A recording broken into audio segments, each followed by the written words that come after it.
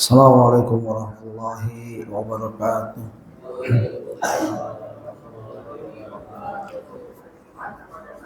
Innal hamdalillah nahmaduhu wa nasta'inuhu wa nastaghfiruh wa na'udzu billahi min shururi anfusina wa min sayyiati a'malina. May yahdihillahu fala mudilla lahu wa may yudlil fala hadiya lahu.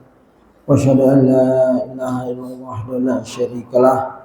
وأشهد أن محمدا عبده ورسوله يا أيها الذين آمنوا اتقوا الله حق تقاته ولا تموتن إلا وأنتم مسلمون يا أيها الناس اتقوا ربكم الذي خلقكم من نفس واحدة وخلق منها زوجها وبث منهما رجالا كثيرا ونساء واتقوا الله الذي تساءلون به والأرحام إن الله كان عليكم رقيبا يا أيها الذين آمنوا اتقوا الله وقولوا قولا سديدا يصلح لكم أعمالكم ويغفر لكم ذنوبكم ومن يطع الله ورسوله فقد فاز فوزا عظيما أما بعد فإن أصدق الحديث كتاب الله وخير الهدي هدي محمد صلى الله عليه وسلم وشر الأمور محدثاتها وكل محدثة بدعة وكل بدعة ضلالة وكل ضلالة في النار. Ayol ikhwan rahimani wa rahimakumullah, jamaah salat subuh Masjid Birrul Walidain Ponpes Putra Ibnu Umar Pamulang, Jalan Benda Baru. Kajian kita kali ini yang ke-96 atau 95. Lanjutan dari kisah-kisah, peristiwa-peristiwa, kejadian-kejadian besar sebelum lahirnya Nabi kita Muhammad sallallahu alaihi wasallam. Nabi yang kita cintai, Nabi yang kita tunggu-tunggu kelahirannya. Kalau kita sedang menyelami, membaca dengan kejiwaan, artinya kita sedang detik-detik kelahiran beliau, di mana peristiwa-peristiwa besar Allah takdirkan. Di antara yang pertama adalah ditemukannya Zamzam kembali oleh kakeknya Abdul Muttalib, Syaibah bin Hashim. Syaibah adalah kakek Nabi karena diangkat oleh pamannya Al-Muttalib, maka dijadikan namanya berubah melekat ke Al-Muttalib, yaitu Syaibah Abdul Muttalib, yang dari kisah peristiwa-peristiwa besar hampir semua berhubungan dengan kakek Nabi, kakek yang begitu mulia, dari turunan orang-orang mulia, dari Fihr atau Abdul Malik dan lain-lain yang kita sudah bahas juga. Pertama, Zamzam ditemukan berdasarkan mimpi ru'yatul haq, mimpi yang benar, bahwa mimpi ada 4, mimpi dari syaitan, dari Allah, dari syaitan, dari panggilan jiwa, dari keadaan fisik kita, gitu. Kalau Abdul Muttalib mimpi dari Allah.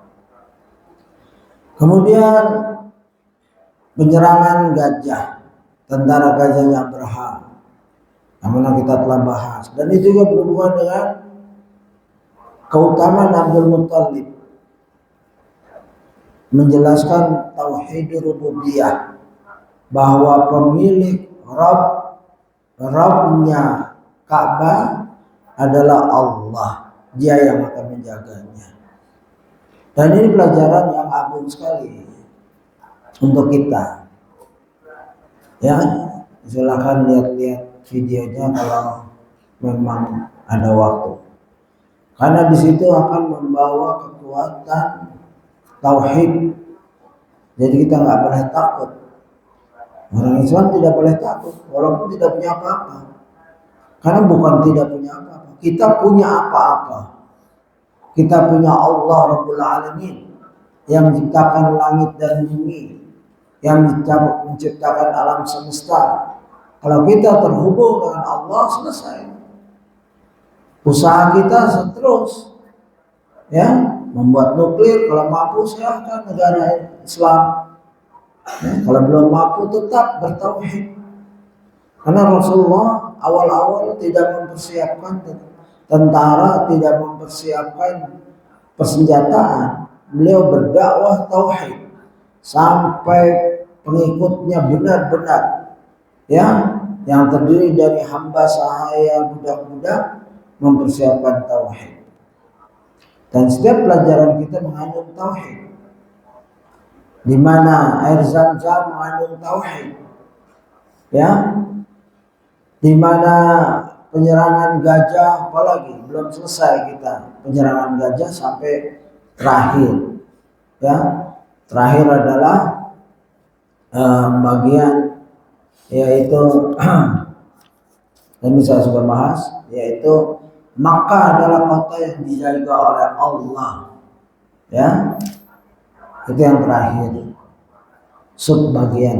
bagian dari bagian, tema dari bagian penyerangan gajah, faidah penyerangan gajah.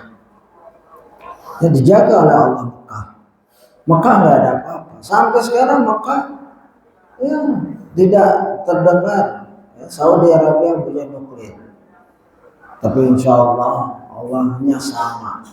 Allah yang menjaga Mekah, Ka'bah pada saat Abraha menyerang, sama dengan Allah sekarang, ya, kalau kita diserang oleh Amerika, Cina, siapa saja, ya, kita pasrahkan pada Allah dengan tetap berusaha, ya, begitu. Kita masuk sekarang pada bagian ketiga halaman 280. Nazar Abdul Muttalib. Ya, ini masih masuk lagi ke Abdul Muttalib. Ya, nazar adalah sesuatu yang diucapkan, dijanjikan, ya. Jika aku ini, aku akan berbuat ini. Ada maksiat, ada yang ibadah. Ya, nanti kita jelaskan lebih rinci. Baik, kita selesaikan tulisan ini karena panjang ini tulisannya. Saya sudah siapkan banyak berhalaman-halaman tentang nazar. Ketika ia masih memiliki seorang putra saja, yaitu Al-Harith, yang Abdul Muttalib pernah bernazar bahwa jika ia mempunyai 10 anak laki-laki, maka ia akan menyembelih salah seorang dari mereka di sisi Ka'bah. Itu kemudian jahiliyah, ya. Kalau Nabi Ibrahim disuruh menyembelih Nabi Ismail, kakek-kakeknya mereka itu dari Allah dan tidak terjadi. Tidak terjadi karena Allah gantikan dengan kibas. Kalau ini inisiatif nazar, ya, nazar. Kalau punya anak laki-laki 10, saya sembelih 1. Zaman jahiliyah itu boleh, ya, hukumnya hukum jahiliyah. Karena nggak boleh kalau punya anak, ya, laki-laki aku 11, aku sembelih 1, nggak boleh. Itu bertentangan dengan Islam, bertentangan dengan hukum positif. Kalau aku punya anak perempuan, aku sembelih semua, nggak boleh juga, ya. Maka ia akan menyembelih salah seorang dari mereka di sisi Ka'bah. Nazar semacam ini adalah bentuk syukur kepada Allah Jalla Jalaluhu yang biasa dilakukan oleh kaum jahiliyah. Ini syukur yang dihormati pada saat itu. Ya, urufnya seperti itu. Wah, dia sedang bersyukur pada Rabbnya, dia sembelih anaknya, ya.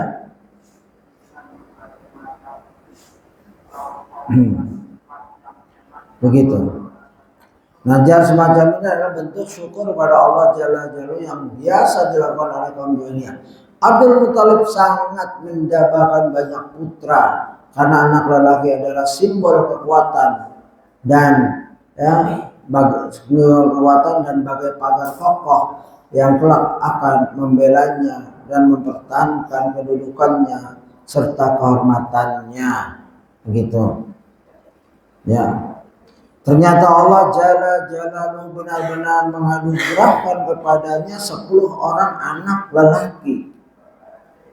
Yang artinya kalau sudah nazar itu jadi hutang kepada Allah. Kalau ya kita hendaklah jangan mudah-mudah nazar. Nazar itu mewajibkan sesuatu yang tidak wajib. Ya, kalau secara Islam sekarang nih mewajibkan sesuatu yang tidak wajib. Misalkan aku kalau lulus mau memberi makan 400 orang seluruh sahabatku yang dari SD, SMP, SMA. Kalau nazar kayak itu terus lulus, jadi wajib itu. Nyari orangnya 400 dari SD berapa, misalkan 400 ya. Dari SMP berapa, dari SMA alumni, akhirnya menyusahkan. Ya, mewajibkan itu sesuai dengan kemampuan, dan ini nanti ada pembahasannya. Gitu. Coba lihat catatan kaki 34. Abdul Muthalib dianugerahi 10 putra dan 6 putri. 10 putra tersebut adalah 1. Al-Harith, putra tertua dan ibunya adalah Sofia binti Jundub.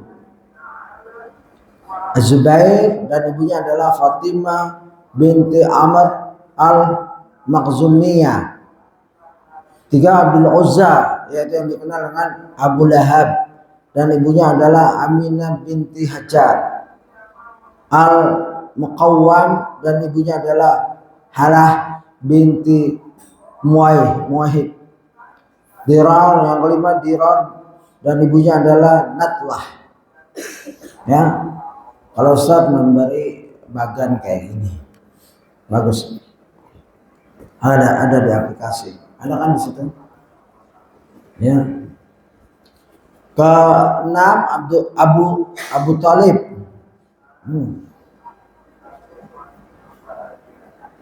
Dan ibunya adalah Fatimah binti Amr al-Makhzumiyah. Ini bapaknya Ali. 7. Hazal, dan ibunya adalah Halah binti Muhaib. 8.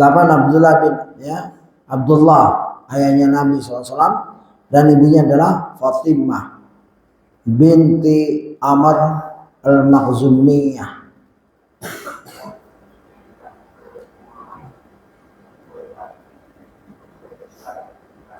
Hamzah, dan ibunya adalah Halah, dan Al-Abbas, dan ibunya adalah Natlah.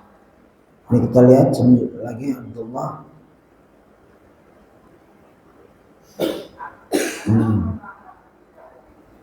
Jadi beda-beda ibu.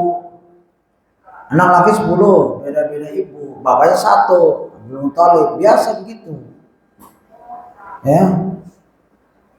Dan belum dibatasi pada saat itu. Karena Abdul Muthalib nggak mengikut syariat Islam. Syariat Islam membatasi 4. Rasulullah punya 13, terus dikurangi 9. Yang sampai wafat 9 istri Rasulullah. Kalau Abdul Muthalib istrinya ada 1, 2, 3, 4, 5. Ya, dari 5 itu lahirlah Rasulullah SAW dari istrinya Abdul Muthalib yang namanya Fatimah bintu Amr. Ya, maka anaknya adalah Abdullah dan Abu Thalib, 2 saja anak lakinya. Ya, begitu. Kalau anak perempuannya 6. Abdul Muthalib mempunyai anak putri 6, tapi nggak disebutkan di sini. Oh, di sini disebutkan. Adapun putri tersebut adalah 1 Sofiyah, 2 Ummu Hakim yang dikenal dengan Al-Bayda, 3 Atikah, 4 Umaymah, 5 Arwah dan 6 Barra. Ya, lengkap Nabi itu. Bagadnya udah kita lihat. Dan di antara putra-putra Abdul Muthalib adalah Abdullah, ayah Rasulullah SAW, dan dialah yang paling dicintai oleh paling dicintai oleh Abdul Muthalib. Ya, Abdul Muthalib mencintai ayahnya Rasulullah, yaitu Abdullah. Ketika ke-10 anaknya telah beranjak dewasa, Abdul Muthalib pun mengumpulkan mereka dan menjelaskan nazarnya kepada mereka. Mereka semua pun mendukung ayahnya untuk memenuhi nazarnya tersebut. Ini ciri-ciri contoh anak-anak yang taat. Coba kalau kamu anak saya semua, ya begini anak-anakku sekalian, saya nazar untuk menyembelih salah satu di antara kamu. Gimana? Sembelih loh. Ada yang udah siap-siap ke Hongkong, ada yang udah kabur ke Goa. Kalau anak taat dia sami'na wa ata'na ya abi, if'al ma turid. Begitu. Ismail kakeknya juga gitu. Aku bermimpi ini, kerjakan ayah. Begitu. Ini turunan yang taat. Laki-lakinya taat pada ayahnya, ibu-ibunya, istri-istrinya taat. Tidak ada kisah Hajar, Gempar, Ismail mau disembelih. Tidak ada kisah sedikit pun tentang itu. Ini juga ya mungkin sebagai manusia iya, tapi ibunya Abdullah nggak ada kisahnya. Ya mungkin saya belum berdalam atau penulis belum memperdalam bagaimana ya seorang anak ingin disembelih, ibunya terutama.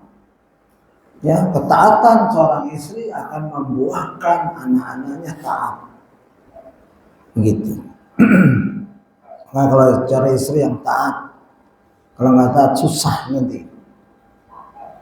Ya, mau cantik, mau tidak cantik, semua ya istri harus taat.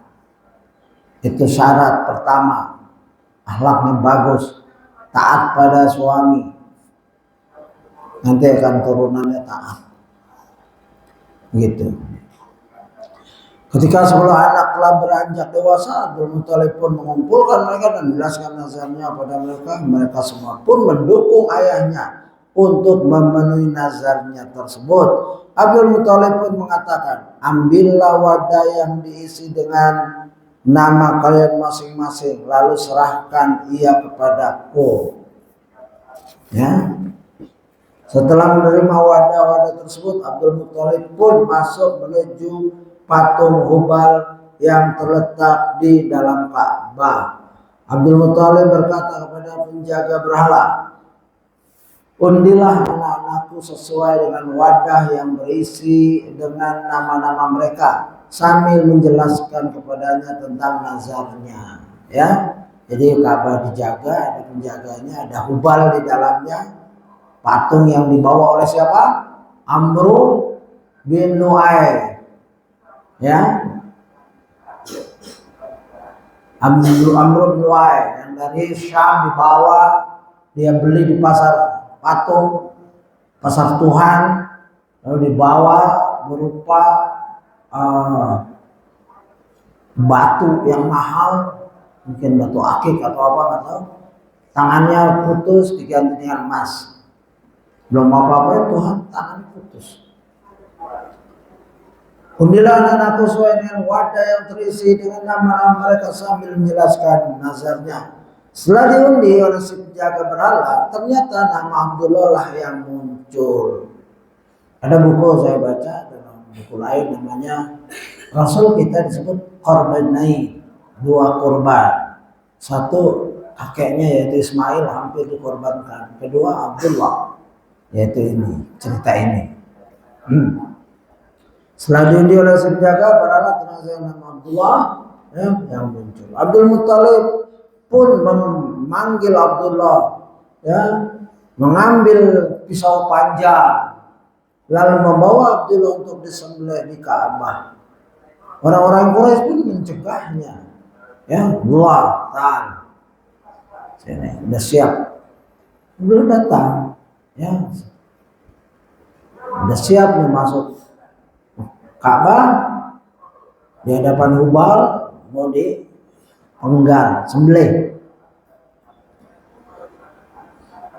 Lalu orang-orang Quraisy justru yang keberatan, orang-orang Quraisy mencegahnya. Abdul Muttalib bertanya, lantas apa yang harus aku lakukan? Aku sudah nazar. Dia Abdul Muttalib minta fatwa pada orang-orang Quraisy. Mereka pun mengarahkan Abdul Muttalib untuk bertanya kepada seorang dukun wanita di Hijaz. Dukun lagi, wanita lagi. Waktu di air ditemukan, mereka ribut. Abdul Muttalib, itu air kami juga, kan ini air peninggalan nenek moyang kita, Ismail. Akhirnya ribut, enggak, ini punya aku. Kamu boleh memanfaatkan, tapi jangan merasa memiliki. Udah kalau gitu kita cari penengah kita, yaitu dukun di Syam, dukun wanita di Syam. Ya kan? Ingat gak kasus itu? Pernah saya ceritakan kan di sini? Lalu mereka pergi ke Syam di tengah jalan. Mereka rombongan Abdul Muttalib ke Syam, menjumpai dukun wanita dalam rangka menyelesaikan masalah air mereka, air Zam-Zam. Di tengah jalan Abdul Muttalib kehausan, kehabisan air, lalu memerintahkan anak buahnya minta air, menggali padang pasir, menggali kubur masing-masing karena udah gak ada harapan. Lalu datang kelompok kedua yang menggugat, Abdul Muttalib minta air, gak dikasih. Abdul Muttalib sudah berbaring, semua pasukannya berbaring tidur, siap mati kehausan. Tapi Abdul Muttalib orang yang nggak nyerah, langsung bangun. Ayo semua bergerak, bangun, jangan tidur sini. Bangun cari air. Baru berjalan beberapa jaraknya, kudanya Abdul Muttalib menyentuh air, keluarlah air. Maka semua tentara pasukan dia minum, dan orang Quraisy yang rombongan kedua pun dikasih, yang tadinya tidak kasih air dikasih air. Melihat kayak gitu, yang menggugat Zam-Zam bilang, kami yakin sekarang Zam-Zam punyamu. Maka mereka nggak jumpai dukun wanita, mereka balik dengan persetujuan, komitmen, konsensus, ijma, sepakatan bahwa Abdul Muttalib lah yang berhak punya air. Nah ini juga gitu. Jangan kamu sembelih, kita ke dukun, tapi bukan di Syam. Dukun yang kedua ini dukun wanita di Hijaz. Begitu. Lalu mereka pergi, setelah mendengar kisah yang mereka pun mengatakan, Abu Thalib untuk bertanya kepada seorang dukun di Hijaz. Setelah mendengar kisah yang disampaikan oleh Abdul Muttalib, dukun wanita itu berkata, berapa diat di tempat kalian untuk satu nyawa? Tahu diat? Kalau orang dibunuh, terus seharusnya kan dibunuh, keluarga yang membunuh menawarkan diri, boleh kami bayar diat? Diat itu daripada anak yang dibunuh juga kasih harta. Kebiasaan pada saat itu jika ada pembunuhan, diatnya adalah 10 onta. Satu orang dibunuh bayar 10 onta. Kalau setuju, ambil ontanya, keluarga ini nggak dibunuh anaknya. Kalau dia nggak mau, tetapnya belum lama ini ada kasus di Saudi, nggak nerima diat walaupun dikasih miliaran, nggak mau, tetap bunuh. Qisas. Maka diat adalah pengganti qisas. Satu nyawa 10 onta. Dukun wanita pun berkata, buatlah undian antara Abdullah dan 10 onta. Jika yang keluar ternyata atas nama Abdullah, buat undian kembali dengan menambahkan 10 onta hingga Tuhan ridha kepada kalian. Adapun jika yang keluar adalah atas nama 10 onta, maka cukuplah kalian sembelih unta tersebut. Paham nggak? Jadi diundi nama yang keluar Abdullah 10 onta. Abdullah 10 onta dikocok. Ambil, keluar. Abdullah tambah lagi 10 onta. Kocok lagi. Keluar lagi. Abdullah tambah lagi 10 onta. Begitu. Mereka pun mulai mengundi antara Abdullah dan 10 onta. Namun ternyata nama Abdullah terus keluar hingga jumlahnya unta mencapai 100 ekor. Barulah yang keluar undian 10 unta. Setelah Abdullah 10 unta, Abdullah 10 unta, Abdullah 10 unta sampai 100 ekor. Ya, buka lagi baru 10 unta gitu. Unta. Ya. Orang Quraisy pun berkata, sungguh sekarang Rabbmu telah meridhoimu wahai Abdul Muthalib.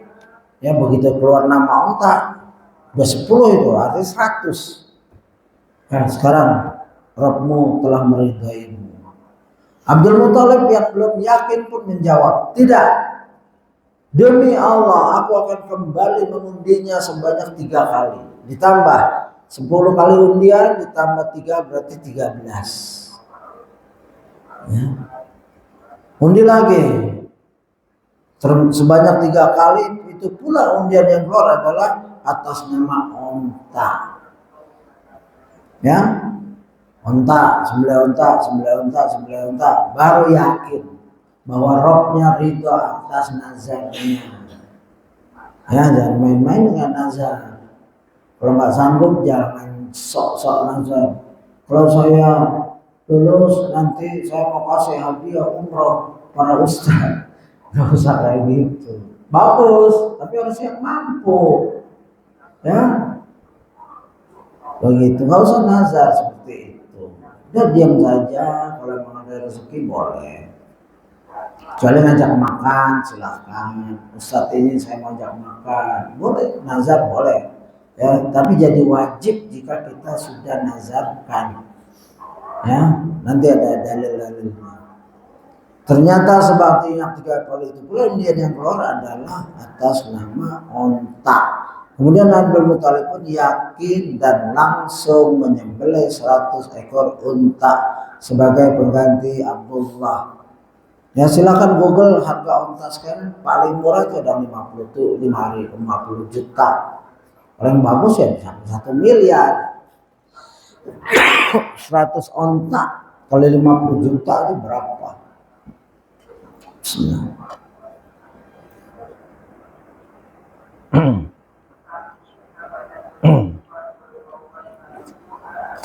Berapa? 100 onta kali 50 miliar, 5 miliar. Ya sekitar itulah pahala. Ada yang 1 miliar 1 onta. Tergantung jenis ontanya. Berarti 100 miliar. Jadi Abdul Muthalib orang kaya, pimpinan. Ya. Demikian kisahnya. Lalu kita bahas fawaid dari kisah ini. Wah, saya salah bawa lagi. Jun, tolong ambil ini yang Samsung. Yang Samsung ya, Jun. Yang ada ininya, pennya. Makanya dalam kisah tentang sejarah, ya sumbernya itu banyak sekali. Kalau umat Islam, ya kamu harus serius belajar bahasa Arab. Ya Ustadz di hari tua ini baru mulai walaupun ya bukan peneliti, bukan sekedar baca aja. Ya ada ya di tab ini ada yang direkomendasi oleh Syekh Saleh Fauzan, sirah yang boleh dibaca satu Al-Bidayah wa Nihayah li Ibnu Katsir, ya. Terus Tariq At-Tabari, Al-Bidayah ya, kamu udah terjemahin itu 22 jilid. Tariq At-Tabari terjemahan bahasa Inggrisnya 40 jilid. Terus Tariq Islam Al-Zahabi itu nggak tahu sudah terjemahkan apa belum, ya. Nah, kalau baca sejarah kayak gini kita cari dan sudah bisa di search, misalkan nazarnya Abdul Muthalib, nanti keluar itu nazarnya Abdul Muthalib di Sirah Ibnu Hisham, di Sirah yang dulu dan yang sampai sekarang, bisa ratusan, bisa 150, bisa 200 item untuk keluar itu, ya. Jadi mudah sekarang ini, ya. Kalau kamu minta nggak mampu bahasa Arabnya, kalau udah ada terjemahan yang resmi kamu baca terjemahan resmi, atau mampu dari bahasa Arab bagus, ya, melihat yang mana yang sahih, mana yang ada dalilnya, ya, mana yang tidak ada referensi, ya, begitu. Itu penting, ya, agar kamu puas dalam hidup ini. Di hari tua bisa baca kitab, alhamdulillah, ya, begitu. Saya sudah rangkumkan di sini, ya, masalah pertama adalah masalah sifat agama dahulu, ya, seperti tadi. Hurufnya jahiliyah, nazar menyembelih anak itu mulia buat mereka, ya. Di sini ada tulisan seorang dari artikel Muhammadiyah, ya. Menurut Hassan Smith, mungkin orientalis atau penulis, 1985, agama demon itu setan, penyembah setan yang berkembang di kalangan masyarakat Yunani, Romawi, Suria, komunitas pesisir laut, ya, yang memuja-muja dewa, cenderung, ya, juta acuh dalam keyakinan mereka. Dewa-dewa ini tidak terkait pada kaidah moral dan lain-lain. Tapi praktek kurban mereka pada masa itu tidak hanya terbatas pada hewan atau hasil bumi. Di kalangan masyarakat Kanaan 3.500 sampai 1.110 sebelum Masehi, yang mendiami wilayah Lebanon, Suria, Yordania, anak-anak menjadi korban persembahan kepada dewa Moloch. Jadi kalau ada anak kecil, taruh di altar, disembelih, ya, biasa itu. Di peradaban Minoan Yunani 2700 sampai 1450 sebelum Masehi, manusia dikorbankan untuk memenuhi kehendak dewa-dewa mereka. Bahkan di Mesir kuno, gadis-gadis suci ditenggelamkan ke dalam sungai Nil sebagai persembahan kepada penguasa sungai yang mereka sembah.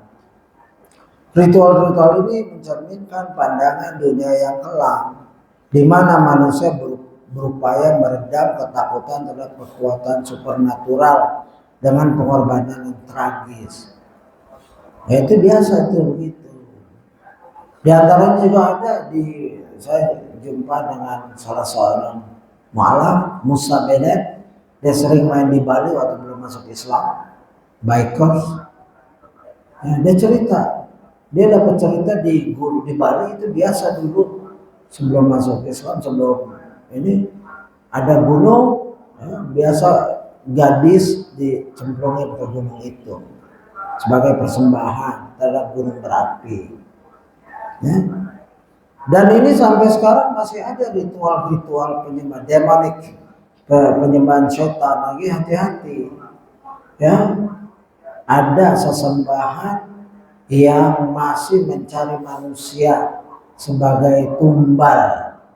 Mau bikin jembatan dulu katanya pakai tumbal, ada kepala kerbau, ya, lalu diganti dengan, ya, ada tadinya kepala manusia, anak kecil diculik. Waktu zaman saya 1970 saya takut banget karena orang tua saya bilang jangan main keluar, nanti diculik dijadiin tumbal. Mereka sedang bangun jembatan, bangun hotel. Dulu pembangunan Semanggi itu baru dibangun, belum ada itu tahun 70-an. Kita takut itu. Sampai sekarang mungkin masih ada tumbal namanya. Tumbal masuk pengaruh korban kepada jin, pembuatan jembatan, pembuatan jalan. Masih ada orang-orang yang percaya seperti itu. Sekarang kita lihat kesalahan Abdul Muthalib dari syariat Islam. Satu, mengorbankan manusia, yaitu anaknya sendiri untuk disembelih. Kedua, korbannya untuk berhala Hubal di dalam Ka'bah. Jadi dua kesalahan besar Abdul Muthalib kalau ditinjau secara syariat Islam. Ya. Kalau nazar kita lewatkan dulu. Nazar itu ilmu yang umum, nanti kamu dapatkan dari ustaz-ustaz kamu. Kalau kita ada waktu kita bahas. Tapi saya lebih penting ke arah tulisan seorang Ustaz Abdullah Zain MA, ritual-ritual persembahan di sekitar kita. Ini bagus sekali. Ya silahkan cari itu. Yang berikut ini beberapa contoh ritual penyimpangan yang berkembang di tengah sebagian masyarakat tanah air dalam berbentuk persembahan sesaji maupun tumbal. Ritual-ritual yang sudah tertentu sangat berbahaya bagi keimanan seorang muslim bila melakukannya. Satu, ritual labuhan. Dalam prakteknya dilakukan pemendaman kepala kerbau di puncak Gunung Merapi di awal bulan Muharram dan di penghujung bulan Rajab setiap tahunnya sebagai persembahan kepada Kiai Sapu Jagat yang diklaim merupakan jin penguasa Gunung Merapi.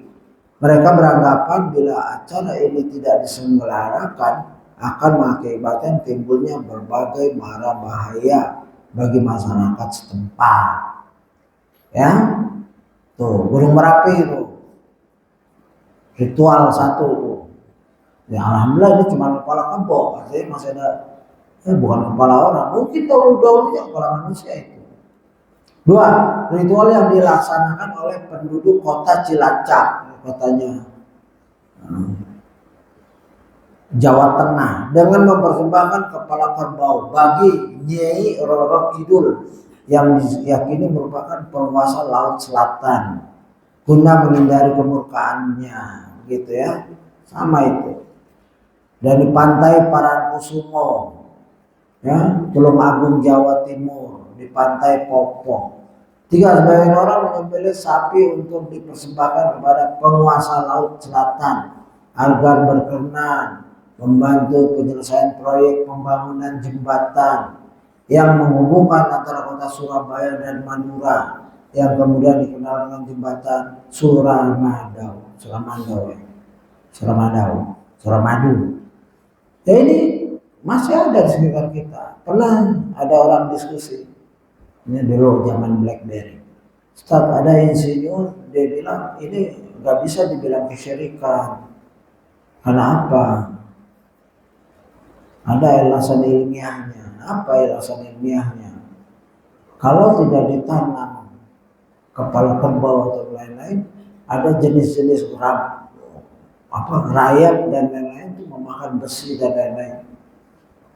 Ya bikinlah jurnal.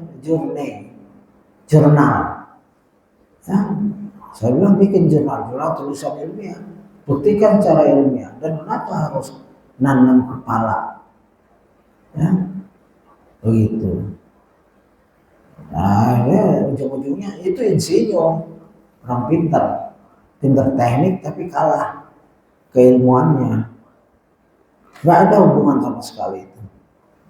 4. Ritual yang dilakukan sebagai pedagang pasar tradisional Banyumas, Jawa Tengah dengan mempersembahkan kepala kambing dan beragam makanan untuk Sungai Serayu dengan cara melarungnya di sungai tersebut. Ritual ini termasuk dalam kegiatan festival sedekah pasar Banyumas. Tujuan penyelenggaranya menjauhkan takdir-takdir buruk dari mereka. 5. Sebagian penduduk kota Kulon Progo, Jawa Tengah, sebelum pelangsungan akad nikah mereka mempersembahkan kurban berupa ayam, padi dan macam-macam makanan kepada arwah kakek nenek mereka agar selalu melindungi keselamatan sehingga perhelatan pesta perkawinan berjalan lancar. 6. Disembelihnya kerbau oleh para penggarap proyek di Batu Datar, Purwakarta, Jawa Barat untuk dipersembahkan pada jin yang dikenal dengan sebutan Haji Kamilin agar tidak terjadi kecelakaan pada jalan yang sedang mereka kerjakan. Ini bentuk-bentuk kesyirikan yang masih ada di sekitar kita, yang tugas kamu nanti mendakwahkan, menjelaskan dengan baik. Mungkin di antara yang saya sebutkan ada asal bapak kamu, asal paman kamu, atau lahir ibu kamu di situ. Kalau kamu balik, ya itu tugas kamu nanti. 7. Sebagian penduduk sekitar Rawa Pening, Ambarawa, Jawa Tengah melakukan ritual persembahan berupa ayam, nasi, dan lainnya pada penguasa danau kecil yang mereka sebut Mbah Baru Pelinting. Ini mbah-mbah kayak ini nih, jin-jin di daerah itu, yang jinnya ini keasikan, disembah. Ini udah bentuk penyembahan.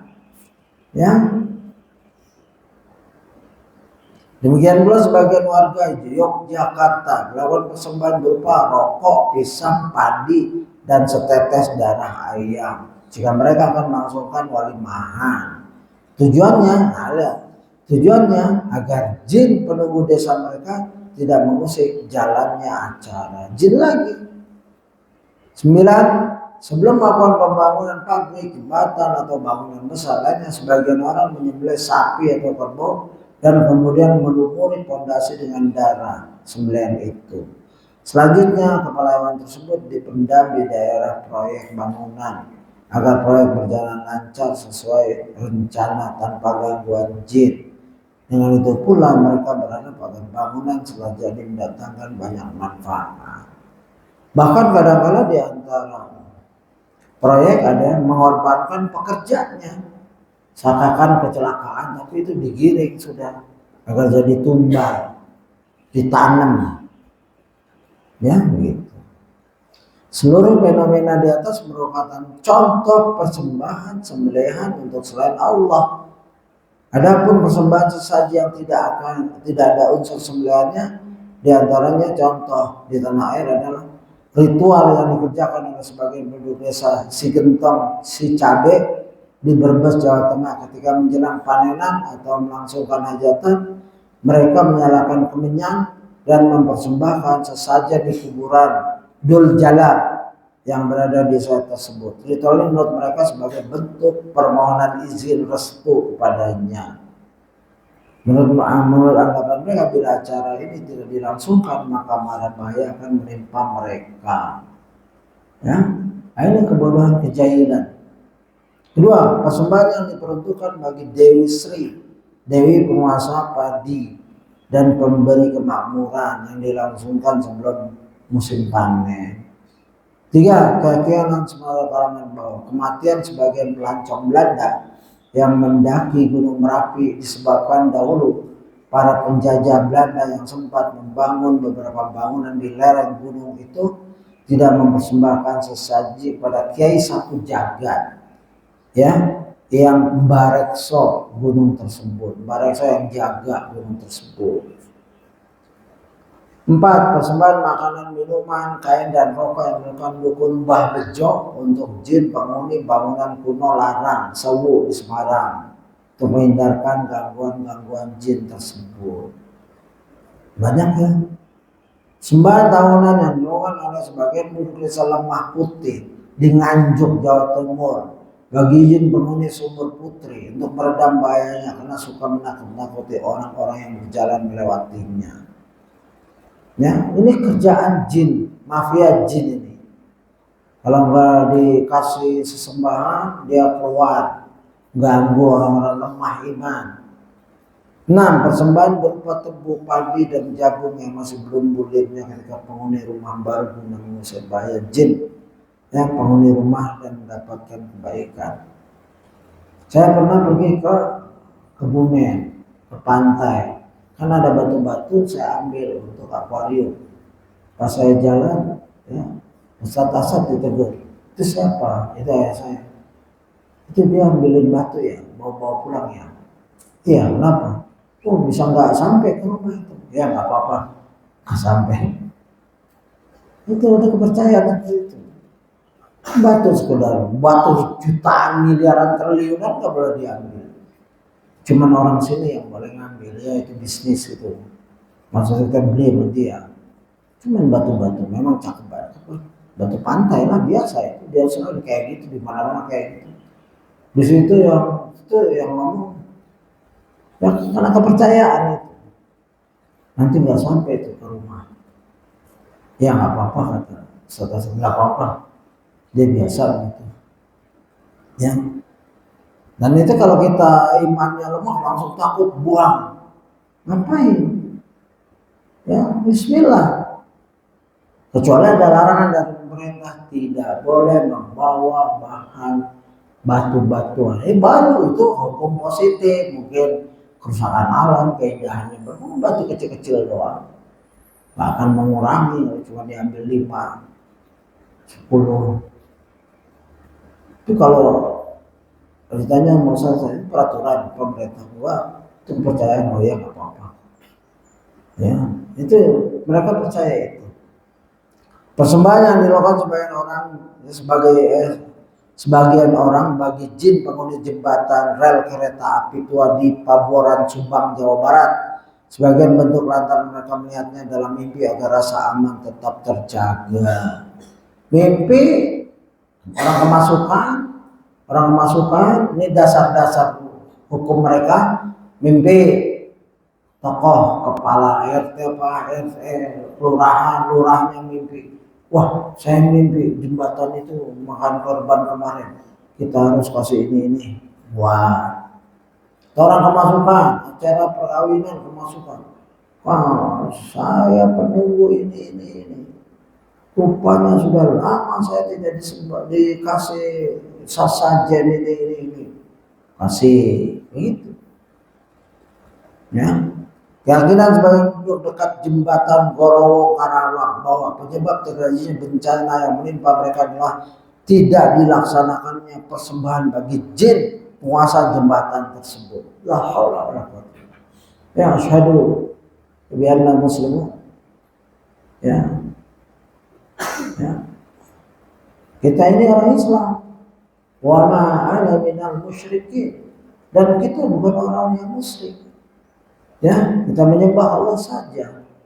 Nggak boleh ibadah kita dirusak dengan seperti ini. Oh itu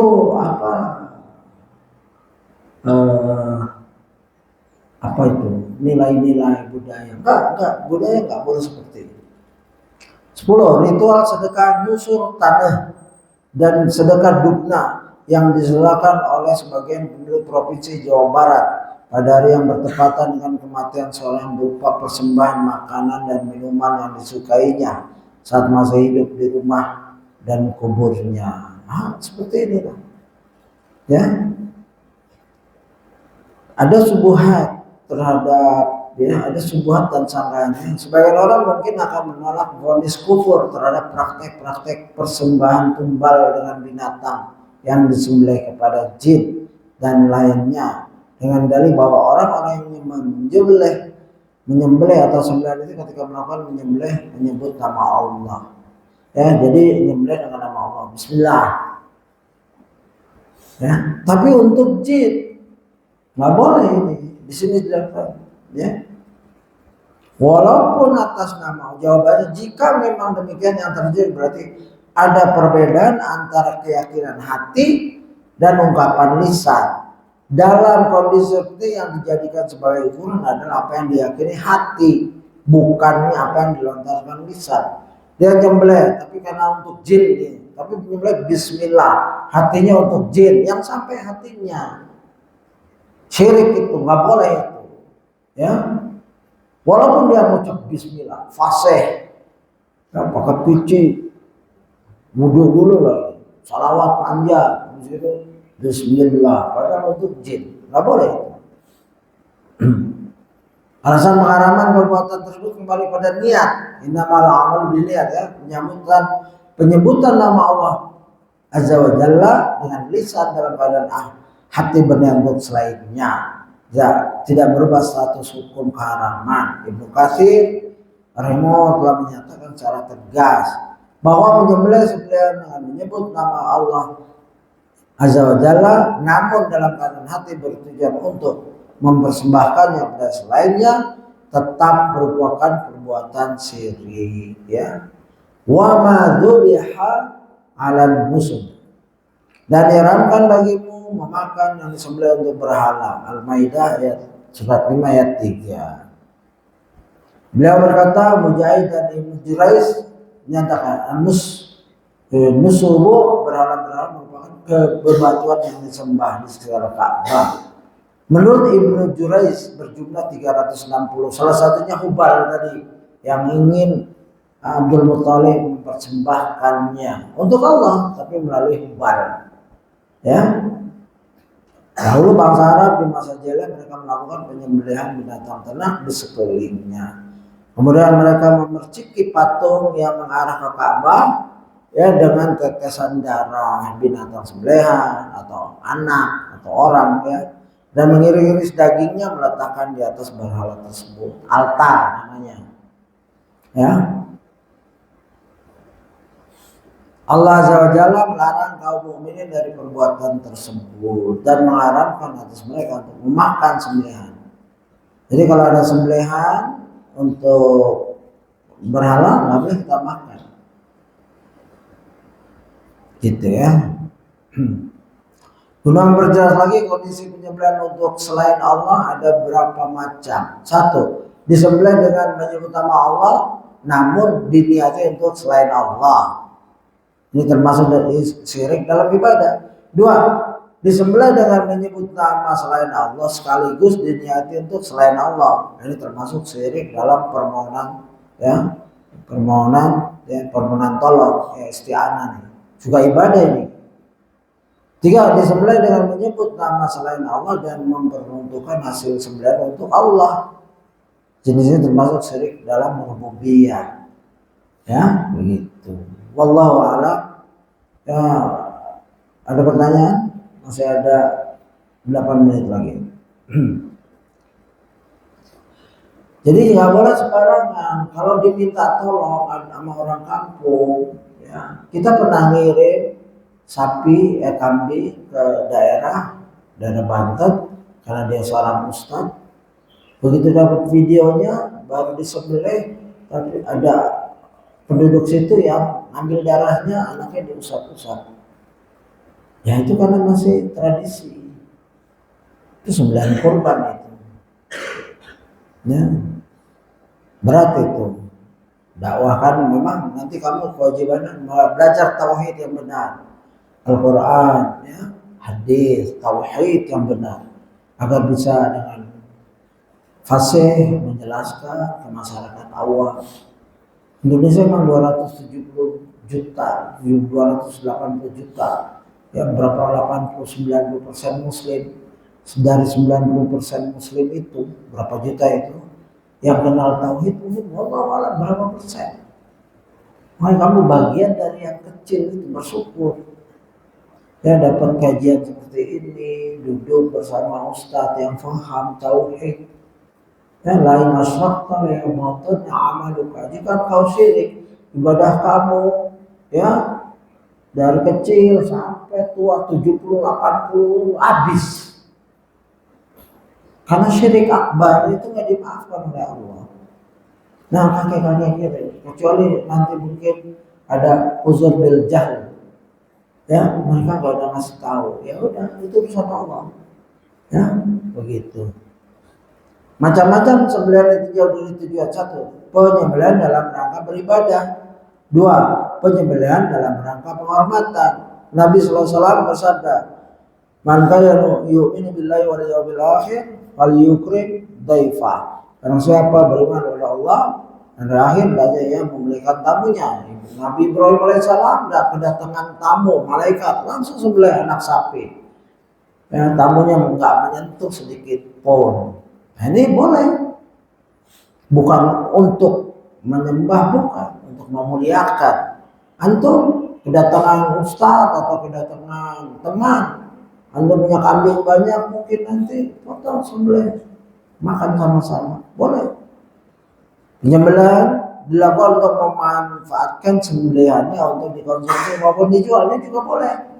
Potong, bagi-bagi, makan sendiri. 4, penyembelihan untuk selain Allah, ya, azza wa jalla, dengan tujuan beribadah. Penyembelihannya yang dilakukan dalam rangka takarub, mendekatkan diri, ya, dari ibadah untuk selain Allah, ya, merupakan perbuatan syirik besar yang mengeluarkan pelakunya dari Islam. Baik dipersembahkan pada malaikat, jin, nyembelihnya untuk Allah, ya, untuk selain Allah, ya, untuk dengan tujuan penyembelihan yaitu dalam rangka takarub, mendekatkan diri pada Allah, tapi tujuannya untuk jin, malaikat, jin, rasul, nabi, wali, ya, benda mati, patung, berhala, dan memakan daging sembelihan dengan bukan haram, dagingnya haram, perbuatannya syirik, gitu. Ya, hurimat alaikumul maitatu waddamu lahmul khinzir wa ma uhilla li ghairillah bih. Ya, diharamkan bagi kamu makan bangkai, darah, daging babi, daging hewan yang disembelih atas nama selain Allah, gitu. Jadi adik-adik adalah paham itu. Dan bahkan selain haram, la'anallahu man dzabha li ghairillah. Allah melaknat orang yang menyembelih untuk selain Allah. Riwayat Muslim. Ya, begitu. Sudah 3 menit lagi. Imam Nawawi rahimahullah menjelaskan akan penyembelihan untuk selain Allah azza wa jalla dan hukum pelakunya. Yang dimaksud dengan penyembelihan untuk selain Allah adalah penyembelihan dengan menyebut nama selain Allah, ya, azza wa jalla, seperti orang yang menyembelih untuk mengagungkan berhala, salib, Nabi Musa, Nabi Isa alaihissalam, alaihissalam, Ka'bah dan lainnya. Ini semua hukumnya haram, hasil sembelihnya tidak halal, baik si penyembelih beragama Islam, Nasrani ataupun Yahudi. Ini telah dinyatakan oleh Imam Asy-Syafi'i. Ingat, Imam Asy-Syafi'i rahimahullah dan disepakati ulama Syafi'iyah. Jadi ada orang-orang yang menamakan ini mazhab Syafi'i, boleh bohong. Ya, jangan mengatasnamakan kesyirikan atas mazhab Syafi'i. Ini orang-orang bodoh kerjaannya, jahat sekali. Kenapa enggak kerjakan berdasarkan dirinya? Bebaskan Imam Asy-Syafi'i, mazhab Syafi'i dari hal-hal seperti ini. Ini Imam Nawawi yang bilang, apabila tujuan untuk menggabungkan dan beribadah pada objek yang makhluk ini dikatakan kufur. Jika si penyembelih beragama Islam, maka dia dianggap murtad. Ya, bila pemberantasan Imam Nawawi tersebut dicermati, maka akan kita dapati bahwa beliau menjadikan penyembelihan untuk selain Allah azza wa jalla, siapapun objek yang itu, tidak lepas dari 2 kondisi. Pertama, ditujukan untuk takarub ibadah padanya dan hukumnya syirik besar yang sangat nyata, pelakunya menjadi murtad karenanya. Kedua, penyembelihan itu dengan menyebut salah satu nama makhluk bukan untuk takarub padanya, perbuatannya juga haram berdasarkan pendapat ulama Syafi'iyah juga, ya, pernyataan Imam Syafi'i rahimahullah. Ya, demikian. Hendaklah hati-hati dan hendaklah siapkan diri untuk selalu memberi manfaat kepada masyarakat yang kamu mampu, dengan ilmu, jangan dengan debat, jangan langsung bertindak, ya. Nanti kalau kamu pulang ke kampung kamu yang punya kondisi-kondisi seperti ini, ya bersabar, jangan hantam keromo, ya, begitu. Kalau nazar kamu sudah tahu ya hukumnya tadi. Ya, nazar bisa jadi wajib, nazar bisa jadi haram. Kalau nazar haram, nazar kayak apa? Ini nazar tapi kalau aku lulus, aku ingin bernazar nggak sholat 1 hari. Ini haram nazar kayak gini. Jangan dilaksanakan. Lah, kalau nggak dilaksanakan ya boleh kafaratul yamin, bersumpah bayar denda boleh. Ya, kalau nazar-nazar yang menentang. Nah, nazar itu apa? Pembawaannya ada nazar seorang mukallaf yang wajib atas dirinya suatu yang pada dasarnya hal tersebut tidak wajib. Hukum nazar, nazar diperbolehkan bagi seorang yang mengetahui akan kemampuan dirinya untuk melaksanakannya. Ya, aku lulus, jika aku lulus, aku akan kasih makan seluruh kampung ini. Mampu nggak? Nggak usah. Seperti itu. Nazar merupakan sesuatu yang tidak terpuji akibatnya. Karena terkadang seorang berhalangan untuk melaksanakannya, sehingga dia akan terkena dosa. Selaku pelaku nazar telah memberi syarat kepada Allah. Orang yang nazar ini ngasih syarat, ya Allah sembuhkan, kalau sembuhkan aku akan potong kambing 10. Begitu. Ya. Lebih baik dia begitu sembuh potong kambing 10. Gak usah ngomong. Ya. Punya duit, diam. Ya, dalam hati. Nazar itu harus diucap ya. Kan dalam hati. Nazar merupakan salah satu jenis ibadah sehingga dia tidak boleh ditujukan terhadap selain Allah. Nazar juga karena Allah, nggak boleh sembarangan. Yang nggak boleh ditujukan dengan makhluk. Nazar mutlak, pembagian nazar itu ada beberapa. Nazar mutlak seperti perkataan saya bernazar atas nama Allah untuk tidak melakukan ini. Apabila dia melakukannya maka dia wajib untuk membayar kafarah yamin. Kafaratul yamin yaitu satu, apa itu? Membebaskan budak, memberi makan, memberi pakaian, ya begitu. Dan itu ada jalur-jalurnya. Kalau tidak mampu puasa 3 hari, tapi syarat di depan itu harus memberi makan 10 orang, ya dengan lauk pauk komplit, memberi pakaian, terus apa yang ketiga apa tadi? Membebaskan budak, kan nggak ada budak sekarang. Yang kalau 3 ini dia tidak sanggup, maka dia boleh puasa 3 hari. Apakah berturut-turut? Beda pendapat. Ada yang bilang berturut-turut, ada yang bilang tidak. Nazar ketika marah itu ketika mengingat nazarnya dengan suatu syarat yang berjuang untuk tidak melaksanakannya atau agar bisa melaksanakannya atau untuk meyakininya. Itu nazar melakukan buatan mubah seperti dia bernazar untuk memakai pakaiannya. Ya. Ini jika dia diberi pilihan untuk melaksanakan nazar itu, saya bernazar untuk pulang jalan kaki, mubah kan? Ya, laksanakan itu.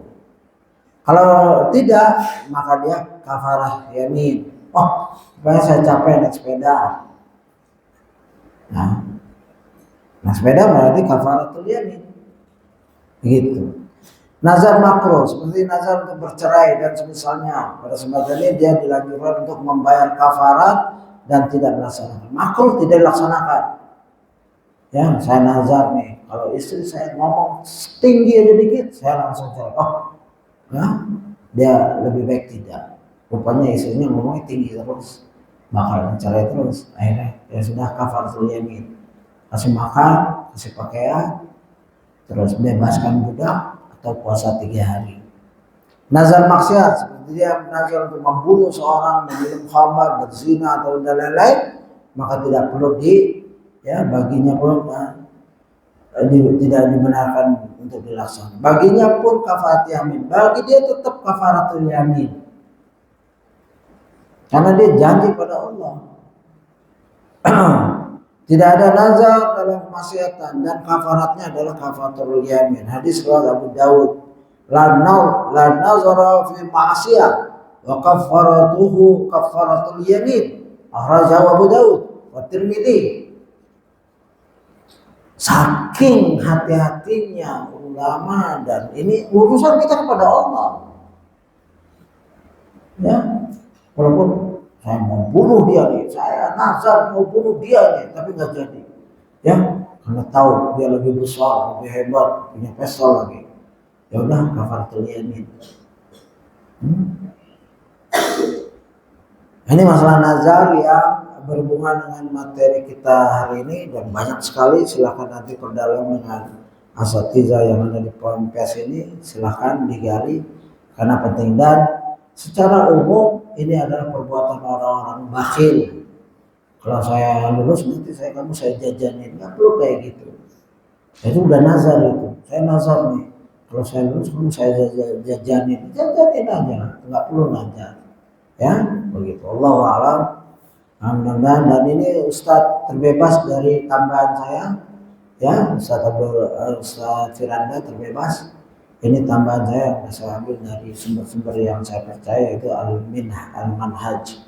Demikian ikhwah, semoga Allah memberkahi pagi ini dan memberi ilmu yang bermanfaat untuk kita amalkan dunia dan bermanfaat di akhirat kelak. Subhanakallahumma bihamdika asyhadu an la ilaha illa anta astaghfiruka wa atubu ilaik. Assalamualaikum warahmatullahi wabarakatuh.